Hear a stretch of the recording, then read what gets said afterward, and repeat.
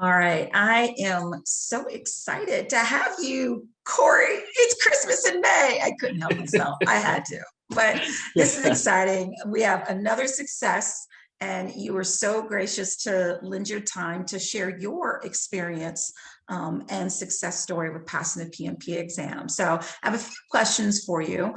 My first one is, where were you in your PMP exam prep journey before finding Mindspart? Wow. Okay. So for me personally, I had never done the curriculum before.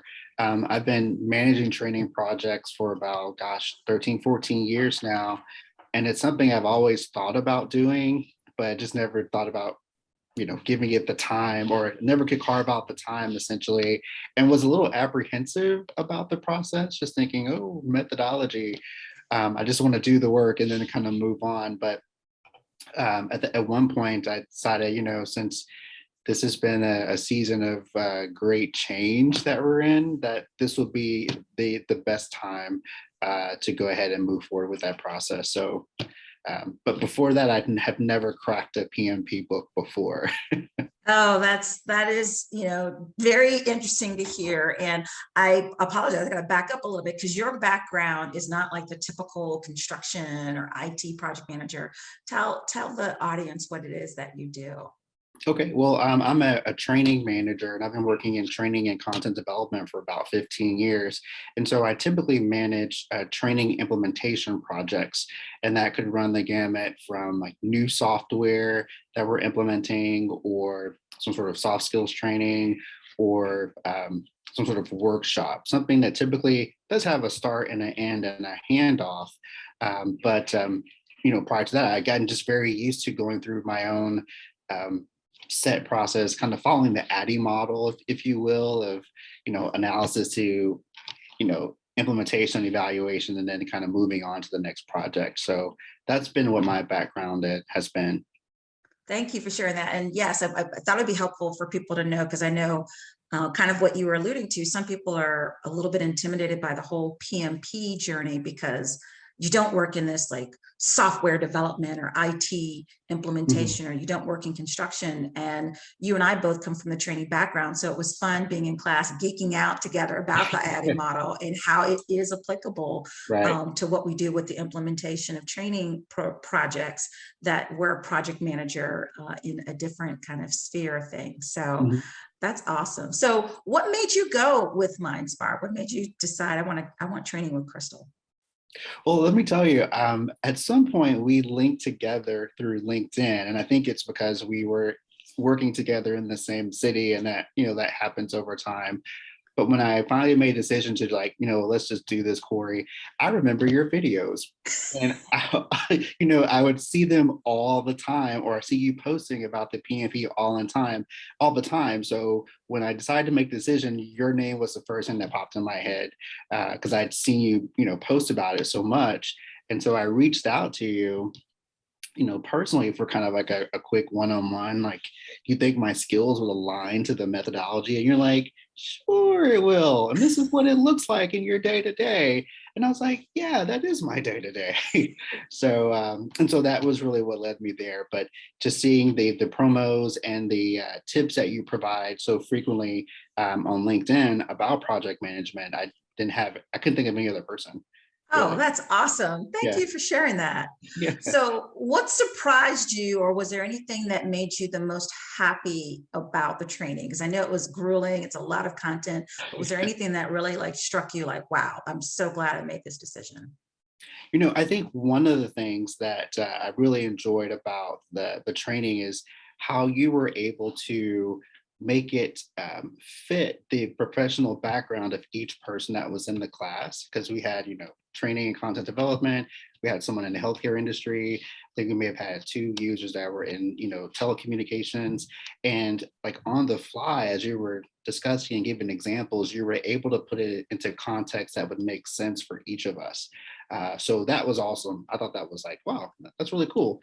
And then secondly, throwing in pop culture references throughout the training definitely like keeps you engaged, because I'm wondering, like, when's the next new edition reference going to be made? Or, so that kind of keeps you on your toes.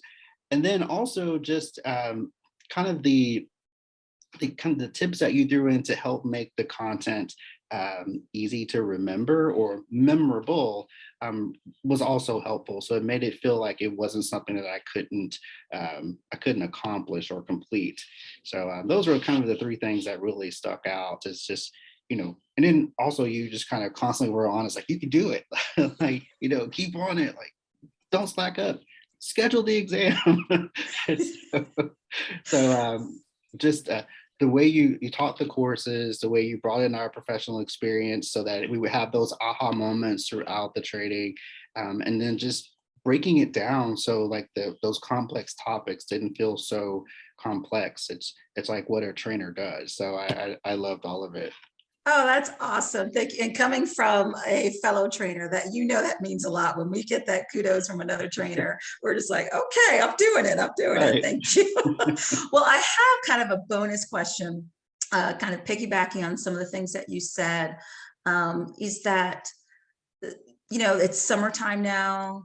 And, you've heard me say this, you were the model student, Cory. You were following the plan. Like I just saw your progression. You were and participating in the study hall sessions, showing up for office hours when you can, and life gets busy. Mhm. And what would you say to encourage people where they're just like, I can't find the time. I've got kids, I've got work, I got this. What would you say to Mhm. encourage people to just stay on it? Well, first of all, I would tell them to trust the process that you've laid out. And so that was really hard for me because I'm like, if I'm going to learn this, I got to learn this if I'm teaching someone else. And that really wasn't a successful approach for me. Once I let go of that, I was able to kind of move forward with a higher degree of comfort. But one thing I would recommend is, things that may be part of your responsibilities in the household, like who's going to drop the kid off, like who's making dinner, kind of, coming with a new plan if necessary. So you would have that free time, maybe in the evenings and the afternoon to study as opposed to like, making dinner or helping, kids with homework. So that's one thing I think that would be really beneficial, is just looking at the schedule and how you may just have to allow your partner to help you readjust, so you can make that time. Um, and then maybe identify like where your strong points are in terms of like when are you your freshest during the day. I know I'm really hot between 7 and 11. So if I could get some time in, during my hot zone, I know I'm more likely to retain that information than, later in the afternoon. So like later afternoon would be a great time to like, what can I remember from what I can just review this morning? So those are just some things I would think about for someone who's kind of nervous about moving forward in the process. So that's what I would think. Thank you. I appreciate you sharing that. Well, if you were to recommend this course to others, what would you say, and what would be some of the reasons that you would recommend training with Mindspart? I would recommend it. And some of the reasons or some of the things I've already mentioned, just the way the content was presented in an engaging way, you made us feel like it's something that we could accomplish, but also the suite of resources that comes with the program. So, you got the Rita guide and you have the PMPOC guide and you have the Agile guide, all very crucial. And then, but you also have the practice exams. I'm hope I'm not giving away much information, but like the It's all material, good. like all those resources out there, I was able to hit, at some point during my preparation, and I found value in each of them. So like I really was like really drilling with those practice exams and just extending the length of them until I got very comfortable sitting for like a 4 hour period straight through, and passing. So that gave me a high level of comfort once I actually went into the exam. I was like, okay, I'm actually here. And there are other people here. It's go time. I can't back out.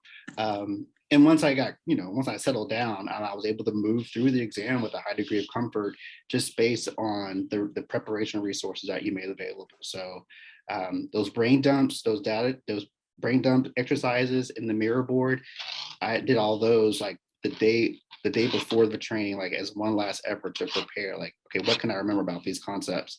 And I could go back and just review them real quickly. And man, that's it. That's So, great. That's great. Well, did you share the good news with your company, and what did they say?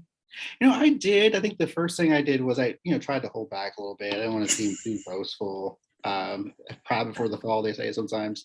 But but there is a project management group here within our firm, both the PMO office, which I learned from the training, as well as a legal specific operations that operate from a PMP perspective.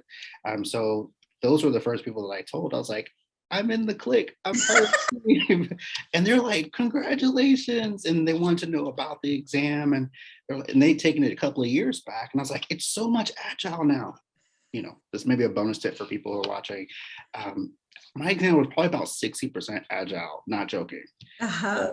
That's what I'm hearing from a lot of people. Yeah, so that was exciting to share, and I can actually understand, you know, project backlogs and the Scrum meeting and the retrospectives that are on my calendar that have been that way for years, not really knowing what that meant or what that meant to a greater process. So it was fun. I'm glad to be in the know. That's great. Oh yes. Now when they're like talking and you're like, I know what you're I talking know about. what you're talking about. I got you. Yeah. That's great. And now, with having the PMBOK guide in hand, that's another way that you can, just reinforce the learning and then also get your PDU. So when you actually have time to read it cover to cover, you get those continuing education credits too. So that's awesome. Well, is there anything else you would like to add before we wrap up our conversation? I just would encourage someone, if they're on the fence about it, to kind of trust themselves and trust the process. I didn't think that I could do it, honestly. And in the very first day and a half, I was really stuck on like the way I would respond to scenarios based on like the way we work here versus the PMP mindset. So once I got the mindset down, I got better at answering the questions based on, what the PMP should do as a center of the project universe. So it's really, I would really say it's possible. You can definitely do it. That's awesome. Well, Cory, thank you so much for your time. I know that who's ever watching this is going to be really encouraged. And I can't wait to hear from them. Thanks so much. Thank you.